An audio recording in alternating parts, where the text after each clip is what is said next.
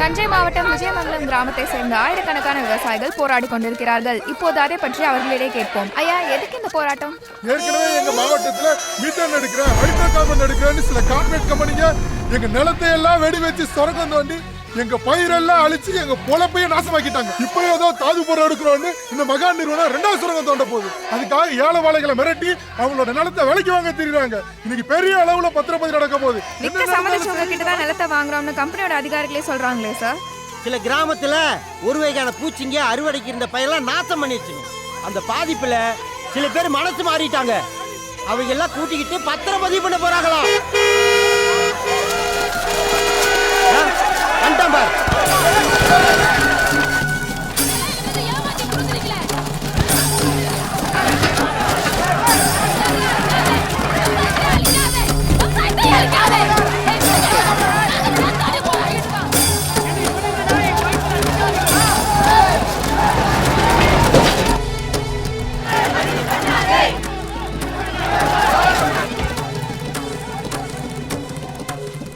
நிலத்தை கொடுக்க சம்மதிச்ச விவசாயி இவங்க தான் சார். ரெஜிஸ்ட்ரேஷன் ஏன் இன்னும் முடியல? அது இல்லை சார், இங்கே 1000 விவசாயிங்க போராட்டத்தில் இருக்காங்க. பெரிய கலவரம் ஆகிடும். போலீஸ் ஃபோர்ஸ் பத்தாது, மேனேஜ் பண்ண முடியாது சார். ஆயுத பூஜை கொண்டாடுறதுக்கா போலீஸ்க்கு ஆயுதம் கொடுத்துருக்காங்க? சார், ஜனங்க கொஞ்சம் கண்ட்ரோலாக தான் போராடுறாங்க. ஆக்ஷன் எடுத்தால் தப்பாயிடும். ஒருவேளை அவங்க எதையாச்சும் உடைச்சா இல்லை எரிச்சா. புரியுது.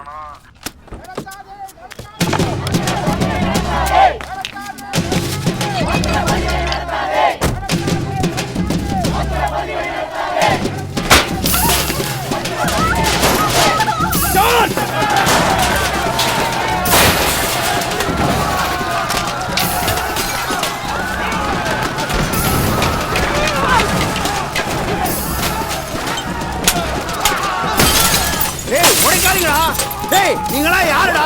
யாரா உங்களை அனுப்பிச்சது? நீங்களா இங்க ஆளுல இல்லையடா? ஐயோ அம்மா!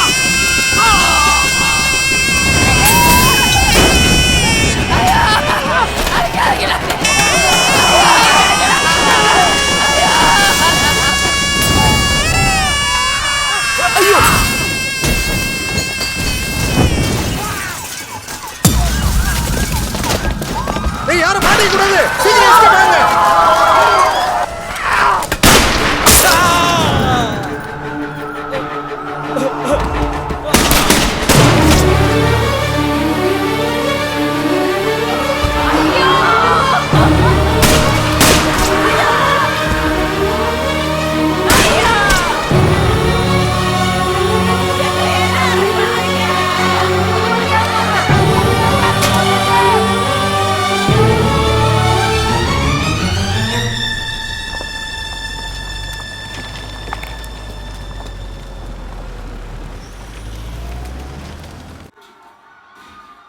பாருங்க சார், பப்ளிக் போலீஸையே அடிக்கிறாங்க, போலீஸ் வேனே எரிக்கிறாங்க.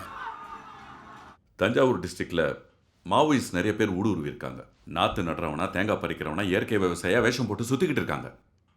அங்கே நடக்கிற போராட்டங்களை தூண்டி விடுறதெல்லாம் இவனுங்க தான். நீ கண்டுக்காத, எங்கிட்ட விட்டுரு. ராணுவத்தை அனுப்பி ஒரு கிளீன் ஸ்வீப் பண்ண ஒரு பை கூட போராடணும்னு கனவுல கூட நினைக்க மாட்டான். இந்த ஒரு மாசத்துல மட்டும் 6 கலவரம், 16 போலீஸ்காரங்க சத்திருக்காங்க. மிலிட்ரி அனுப்பி நம்ம மக்கள் மேலே வாரா, செம்ம ஹிட்லர் ஐடியாவா இருக்க. சரி, போலீஸ் அட்டாக்னால இந்த ஒரு மாசத்துல பப்ளிக் எத்தனை பேர் செத்துருக்காங்க? அது என்ன அதுன்னு சொல்லுங்க கதிர்.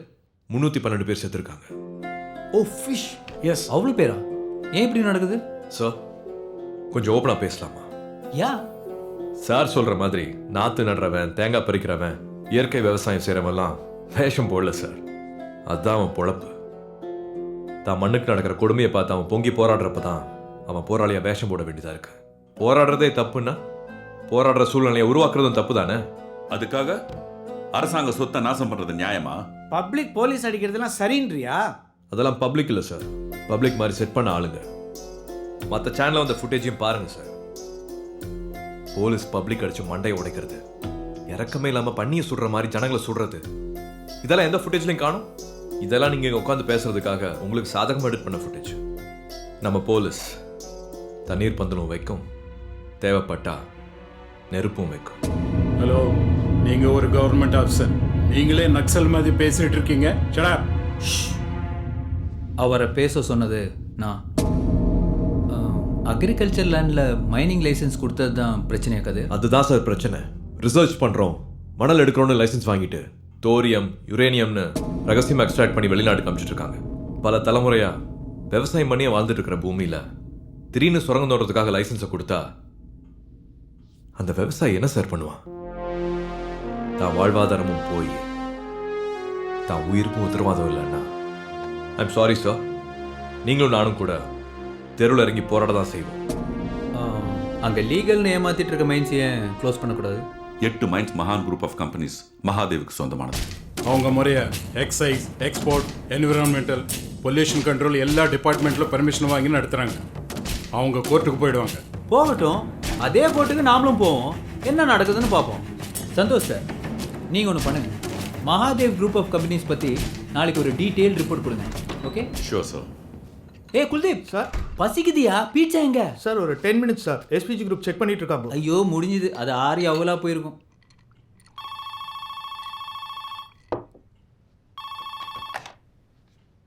ஏ சார், மிஸ்டர் மகாதேவ் வந்திருக்காரு. நீங்கள் எதுவும் டைரெக்டாக அப்பாயின்மெண்ட் கொடுத்தீங்களா? உள்ள வர சொல்லுங்க. அங்கிள், சாரி அங்கிள், நீங்கள் வரேன்னு சொன்னது மறந்துட்டேன், சாரி. அப்புறம் பிரைம் மினிஸ்டர் சீட் எப்படி இருக்கு? ரொம்ப சூடாக இருக்கு அங்கிள்.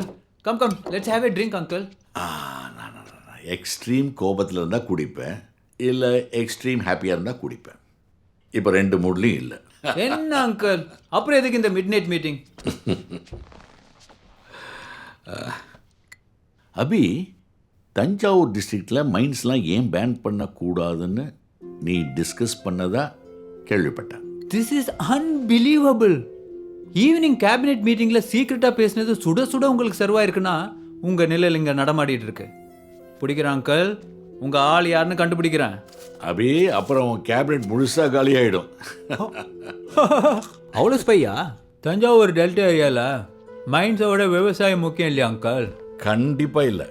லாபம் எது கொடுக்குதோ அதுதான் முக்கியம். இந்த மீட்டிங் ஷெட்யூலே இல்லையே, எஸ்பிஜிக்கு இன்ஃபார்ம் பண்ணாமல் இது எப்படி நடக்கலாம்? அங்கே மண்ணுக்கு கீழே இருக்கிறது 1000 வைர சுரங்கங்களுக்கு சமம். உனக்கு வேல்யூ புரியல.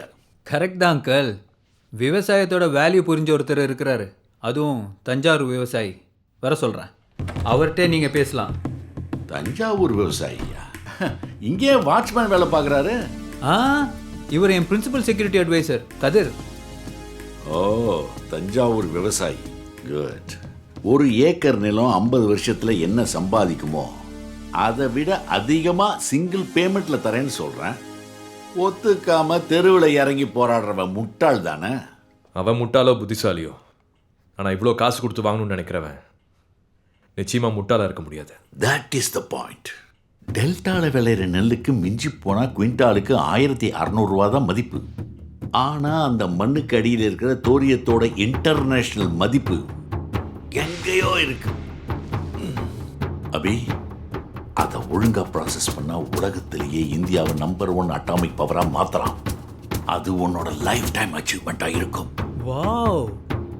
ஆனா எல்லா கட்சிகளும் ஆர்கனைசேஷன்ஸ் இதை எதிர்த்து போராடுறாங்களே. அவங்களுக்கு பலவிதமான பிரச்சனைகளை கொடுத்து செதறடிச்சிடணும். எலியை துரத்துற போராட்டக்காரங்க முன்னாடி ஒரு தேளை போடு. இந்த போராட்டக்காரங்க எலியை விட்டுட்டு தேளை துரத்துவானுங்க. இப்போ நீ ஒரு பாம்பு எடுத்து அந்த இடத்துல போடு. அவன் பாம்பை துரத்துற கேப்ல அவன் முதுகு பின்னாடி ஒரு யானையே கடத்தலாம். சூப்பர் அங்கிள், பேசாம நீங்களே எனக்கு அட்வைசரா வந்துடலாம். பேசினதெல்லாம் சரியா தான் இருக்கு, ஆனா விவசாயத்தை அழிச்சிட்டு இது பண்ண சொல்றீங்களே. இந்த நாடு முன்னேறணும்னா அதுக்கு ஆழமான அஸ்திவாரம் வேணும். அஸ்திவாரம் தோன்றப்ப புழு பூச்சி எல்லாம் வேற இடம் பார்த்து போய்த்தான் ஆகணும். விவசாயினா உங்களுக்கு புழு பூச்சி மாதிரியா? நிலம் உங்களுக்கு வெறும் சொத்து, எங்களுக்கு அது சாமி. அதனால தான் வயல்ல விவசாயம் செய்ய இறங்குறவன் காலில் செருப்பு போட மாட்டான். உங்களை மாதிரி கார்பரேட் ஆளுங்க வாங்கின கடனை கொடுக்க முடியலன்னா வெளிநாட்டுக்கு ஓடிடுவீங்க. ஆனால் பட்ட கடனை அடைக்க முடியாம எந்த விவசாயியும் ஓட மாட்டான். மானஸ்தன் சார் செத்துருவான், செத்துக்கிட்டு இருக்காங்க. போன 10 வருஷத்துல 2 லட்சம் விவசாயிங்க தற்கொலை பண்ணிட்டு இருக்காங்க. அவ்வளவு கஷ்டப்பட்டு எதுக்குப்பா விவசாயம் பண்ற? கேவலம் அரிசி தானே வேணும். கர்நாடகாலேருந்து, ஒரிசாலேருந்து, வியட்நாம்லேருந்து, தாய்லாந்துலேருந்து கப்பலாக இறக்குறேன். அபி, இந்தியாவை சூப்பர் பவர் ஆக்குறேன்னு சொல்கிறேன். உன்னை சூப்பர் பிஎம் ஆக்குறேன். விவசாயி தமிழ்நாட்டை பாலைவனமாக்கிட்டு இந்தியாவை சூப்பர் பவர் ஆக்க போறீங்க. கமான் அபி, துபாய் கூட பாலைவனம் தான். அங்கே பணம் கொட்டலை. One of the richest place on earth. தமிழ்நாட்டோட விவசாயம் கலாச்சாரத்தை அழிக்கிற மாதிரி இவ்வளோ கேவலமான ஒரு யோசனையை எந்த கவர்மெண்ட்டும் ஒத்துக்காது. Abhi, let me tell you story. எத்தியோப்பியாவில் எனக்கு ஒரு காப்பர் ஃபேக்ட்ரி இருந்துச்சு. 5 வருஷத்துக்கு முன்னாடி அங்கே ஆட்சி மாறி என்வாயன்மெண்ட் இஷ்யூன்னு சொல்லி என் ஃபேக்ட்ரியை மூடிட்டாங்க. Just $20 million. Just $20 million செலவழிச்சேன். அங்கே இருக்கிற ஒரு மிலிட்டன்ட் குரூப் 3 வாரத்தில் ஆட்சியை பிடிச்சிட்டாங்க.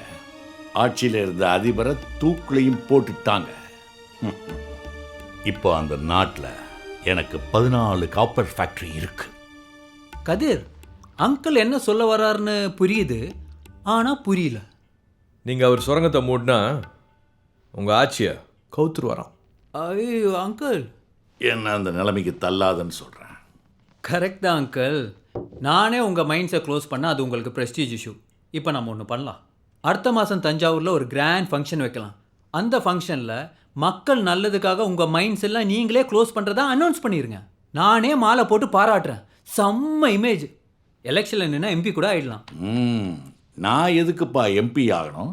உன் கட்சியில் இருக்கிற 60 எம்பியும் என் பேச்சை கேட்பான். நீ மட்டும் ஏன் கேட்க மாட்டேங்கிற? அப்போ கேட்கலன்னா ஆட்சியை கவுத்துருவீங்க. கேட்டால் உனக்கு நல்லது அப்படி. பிஎஸ் சார், எல்லா இல்லீகல் மைன்ஸையும் பேன் பண்ணோம். அதில் இருக்கிற லீகல் இஷ்யூஸ் பற்றி டிஸ்கஸ் பண்ணோம்.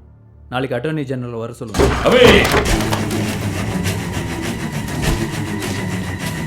உனக்கு யாரை அணைச்சிக்கணும், யாரை பகைச்சிக்கணும்னு தெரியல அபி. தெரிஞ்சுக்குவ.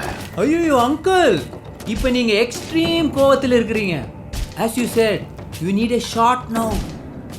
Stop it. நீ சந்திரகாந்த் வர்மாவோட பையன், அவ்வளவுதான். சந்திரகாந்த் வர்மா இல்லை, அதை நீ புரிஞ்சுக்கணும். இதுவும் எத்தியோப்பியா இல்லை, இந்தியாங்கிறத நீங்களும் புரிஞ்சுக்கணும். Mister Mahadev, boys, you are missing the wrong uncle. This is wrong Abhi. இன்னொரு தடவை ப்ரோட்டோகால்ஸ் மீறி இந்த மாதிரி பர்சனல் செல்ஃபோன் அப்பாயின்மெண்ட்ஸ் கொடுக்காதீங்க. Okay Kathir, come let's no have Abhi.